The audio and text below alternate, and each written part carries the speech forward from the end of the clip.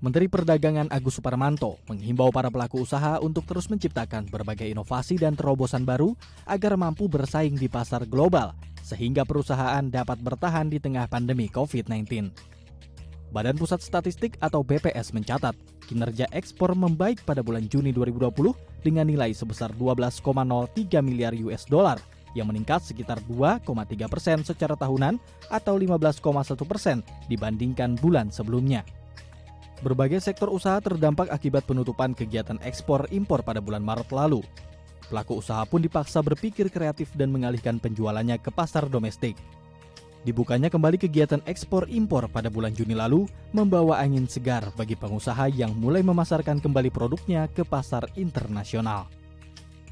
Jujur, kalau di bisnis saya itu furniture, kita sebetulnya 70% itu ekspor, 30% lokal. Namun ketika pandemi memang terjadi penurunan ekspor, nah saya melihat adanya peluang untuk kita merambah lebih ke pasar domestik. Nilai penjualannya untuk dalam ekspor memang ada penurunan ya, tapi untuk domestik kita mulai merambah.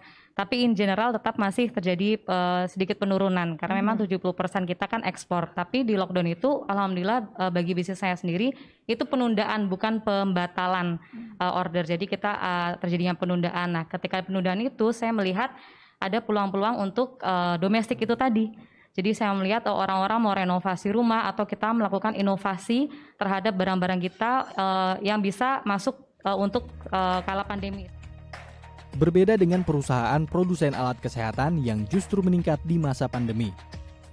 Produsen alat UV pensterilan ruangan merasakan peningkatan permintaan masyarakat yang ingin memiliki lingkungan sehat dan terbebas dari bakteri, virus, dan kuman. Selain alat UV pensterilan ruangan, masker, cairan hand sanitizer, dan alat pendukung kesehatan lainnya turut merasakan tingginya permintaan masyarakat. Kesehatan kenaikannya cukup tinggi, terutama teman-teman juga dari HIPMI mungkin juga masker, alat sterilizer, kemudian sanitizer, dan sebagainya itu juga cukup tinggi. Buat kami ini cukup menggembirakan, cuma ke depannya mungkin kita akan mencoba untuk keluar atau tantangannya terhadap global ya. Kita nggak tahu pandemi ini kapan selesai, jadi kedepannya ya kita terus berinovasi, terus berkarya buat bangsa dan negara. Strategi bisnis bergeser dari yang biasa luring dengan menjual produk di toko menjadi daring, yakni dengan melakukan pemasaran digital baik melalui media sosial, aplikasi perangkat lunak, hingga marketplace, agar sektor usaha tetap bisa bertahan di tengah pandemi. Christine Hutapea, Tim Liputan, The ITV.